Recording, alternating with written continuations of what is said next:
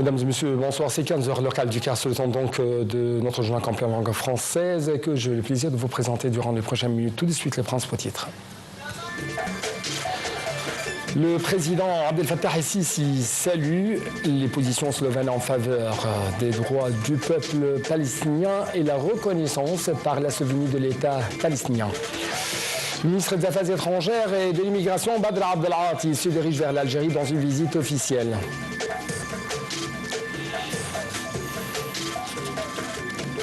Enfin, de nouvelles frappes. Les Israéliens coûtent la vie à au moins 40 Palestiniens aujourd'hui dans la bande de Gaza.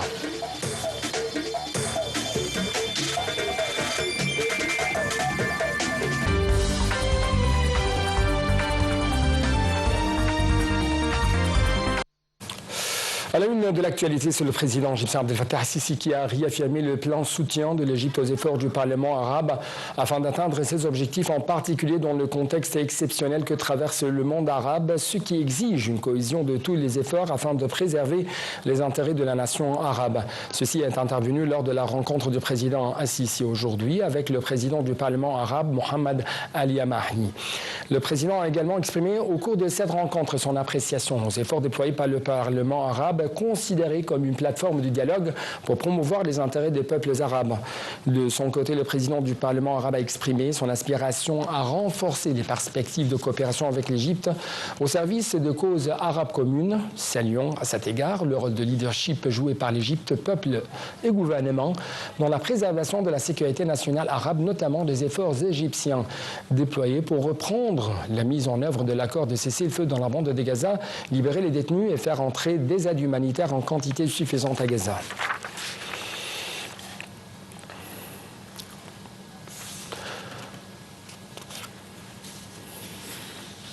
D'autre part, le président Abdel Fattah el-Sisi a salué les positions slovènes en faveur des droits du peuple palestinien qui se sont concrétisées par l'annonce de la reconnaissance par la Slovénie de l'État palestinien.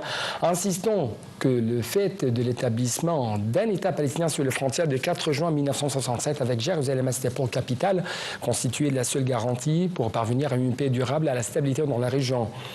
Ceci intervient lors de l'accueil par le président el-Sisi de l'Assemblée nationale de la République de Slovénie. Au cours de la rencontre, le chef de l'État a passé en revue la vision de l'Égypte concernant les efforts de rétablissement de cessez-le-feu dans la bande de Gaza, l'échange d'otages et de détenus, ainsi que la garantie de l'acheminement de l'aide humanitaire en quantité suffisante pour sauver la région de la crise humanitaire qu'elle traverse.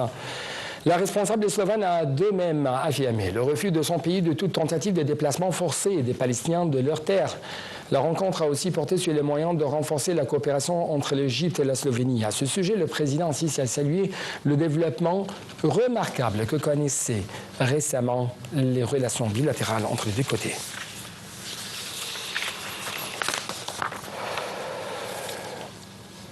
Le Premier ministre Dr Moustapha Madbouli a présidé aujourd'hui une réunion ministérielle dans la nouvelle capitale administrative pour discuter d'un certain nombre de dossiers politiques et économiques, mais aussi d'autres dossiers sociaux et d'autres inscrits à l'ordre du jour du gouvernement.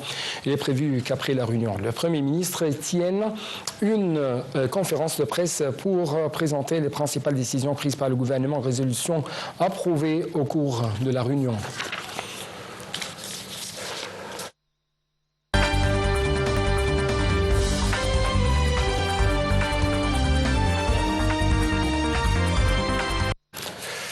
Comme je vous ai souligné dans les principaux titres de cette édition, le ministre égyptien des Affaires étrangères et de l'immigration, Badr Abdelati, se dirige vers l'Algérie dans une visite officielle. Abdelati doit s'entretenir avec un nombre de hauts responsables algériens. A rappelé que la visite s'inscrit dans le cadre de renforcer la coopération bilatérale, à échanger les vues sur les défis, mais aussi sur les crises régionales d'intérêt commun.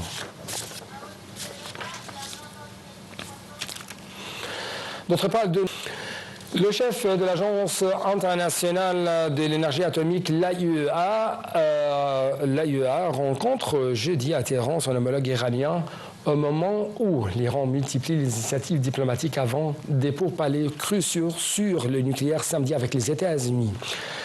Le directeur général de l'AIEA, Raphaël Grossi, s'est entretenu avec son homologue iranien, Mohammad Eslami, de l'Organisation iranienne de l'énergie atomique, selon l'agence de presse officielle IRNA. Sans donner de détails dans l'immédiat.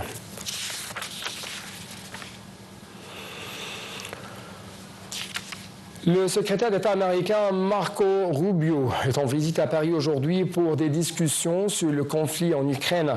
Cette visite intervient alors que sur le terrain, une attaque massive de drones russes a fait 3 morts et 30 blessés, dont 5 enfants, dans la nuit dernière à Dnipro, dans l'est de l'Ukraine. Les explications tout de suite. Le secrétaire d'État américain Marco Rubio est en visite à Paris jeudi pour des discussions sur le conflit en Ukraine, première visite officielle du chef de la diplomatie américaine en France en pleine période de tension avec Washington. Rubio, qui sera accompagné de l'émissaire spécial pour le Moyen-Orient, Steve Witkoff, doit rencontrer le président Emmanuel Macron et le ministre des Affaires étrangères Jean-Noël Barrot.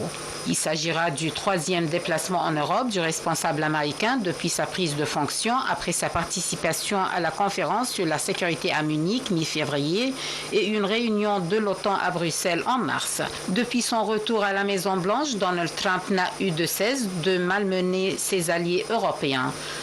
Outre l'épineux dossier des droits de douane, il les accuse d'abuser les États-Unis, notamment dans le cadre de l'OTAN. Messieurs Rubio et Witkoff, qui est l'émissaire spécial du président Trump dans ses pourparlers, tiendront des discussions afin d'avancer l'objectif du président Trump de mettre fin à la guerre entre l'Ukraine et la Russie et d'arrêter la tuerie, a indiqué le département d'État.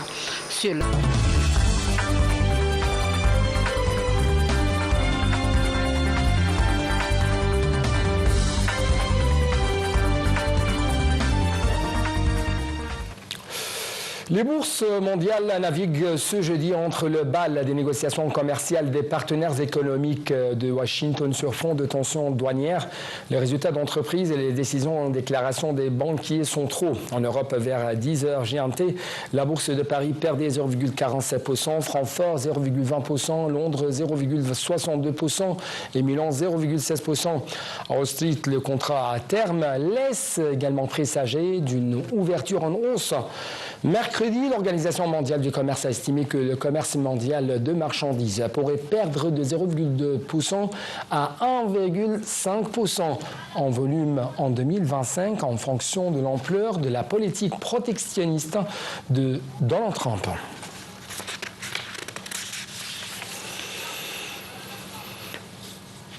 De sa part, la Chine a indiqué n'avoir pas peur d'une guerre commerciale avec les États-Unis tout en appelant au dialogue après de propos de la Maison-Blanche affirmant que c'était à Pékin de venir à la table des négociations.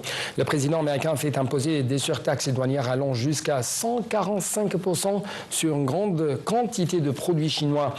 La Chine a répliqué avec des surtaxes douanières de rétorsion de 125% sur les marchandises américaines importées.